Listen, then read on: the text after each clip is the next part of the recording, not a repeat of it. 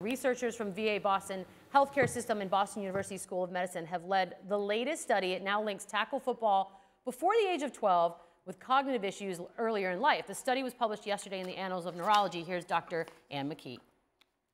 We found in the football players who started to play tackle football before the age of 12, when they were compared to other football players who started after 12, they had an onset of their symptoms earlier by an average of 13 years. So that indicates that their brain resiliency, the healthiness of their brain was changed by playing tackle football earlier than age 12. Brian, you played 13 seasons in the league. You're a father, you have kids who play football. What is your reaction when you see this report?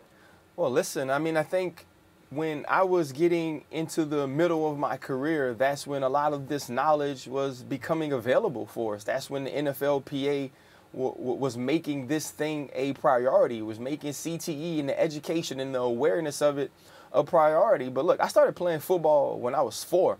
And from the age of 4, I only knew how to play it one way. My dad only taught me how to play it one way, and that's what I did. And every job I've ever had in life has been because I played the game of football. So I wouldn't change my journey. I wouldn't change the people I've met, the things I've been able to do, because I know my life is different because of the sport. Even with this information out, I asked my son, did he want to play? I let him play flag early on, but he was playing tackle football at 8, and I've tried to teach him to be a different football player than I am. I've tried to teach him ways to keep himself safe, keep his head out of tackles. But this game is inherently violent. This game is going to put you in some positions for these type of injuries, for these types of situations down the line, and symptoms from CTE maybe earlier than other people. But I believe that's part of it. And I also believe that everybody has the right to make their choice. You can choose to play the game or you cannot.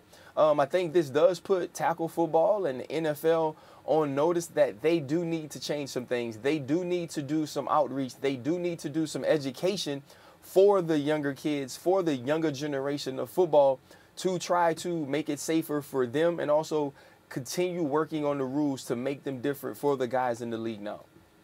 Brian, thanks. We'll continue the discussion here. I know you got to run to your day job. But I want to. I got my work clothes on. I know, you're dressed up. I see what you did. So there you go. That's the other side, the decision to be made. And I think now what we're facing as well is the legality of it. Is this something that we want the government to step in and start to forbid? I mean, my answer to that right now, knowing what I know, is no. I think that you should be allowed to make your own decisions as a parent, and to whatever degree you can let a child make that decision, then let the child make the decision as well. But I also think it is imperative that we continue to learn more and more about this. Jalen, what we are is at the beginning of learning about this stuff. These studies are just beginning.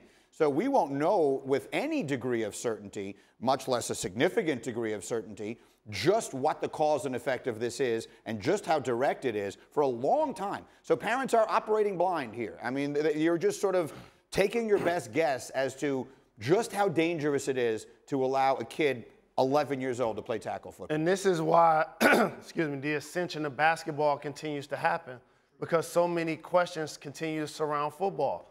The opioid issue, the concussion issue, are they taking kickouts out of the game? These are all things that we continue to talk about, which is why the basketball audience is a lot younger.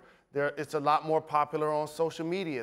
The popularity of the players literally trumps that of the top players in the NFL. So this have allowed other sports to flourish, and I think basketball is taking advantage of it. Yeah, that's fair, and that's true.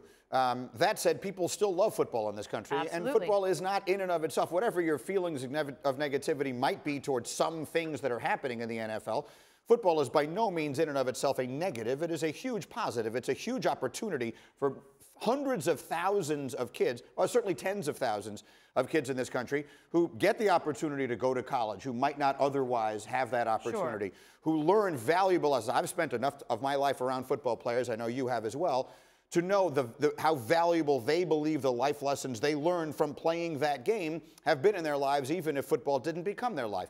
So I'm not in any way suggesting I want to see football go away, but I think it is imperative that every parent, at minimum, be given as much information as is conceivably possible before choosing whether or not they're going to let their kids play the game. I think that is where it gets tricky. I am not one that wants the government to involve itself at all. I mean, just let us sort of govern ourselves and step in when it's absolutely necessary. This is definitely one of those cases. What I think makes this a little bit more of a gray area is that we are discussing children.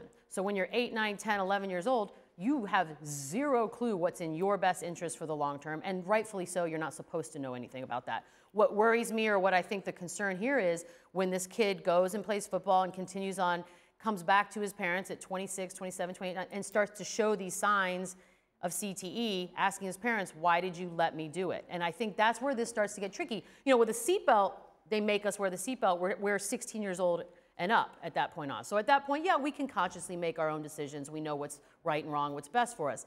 These are children, and I think this is where it gets very, very iffy. I always encourage young people to play sports. You alluded to it, based on the life lessons that come with it. How to be a part of the team, how to sacrifice, how to deal with failure, how to deal with criticism, how to deal with success. There's so many life lessons that come with being a part of sports. But this is what makes it different.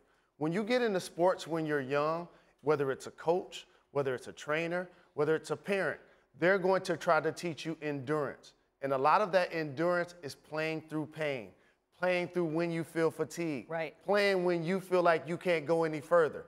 What makes this different is this is the brain. Yeah. This is not a muscle. So that's what makes this unique for that sport.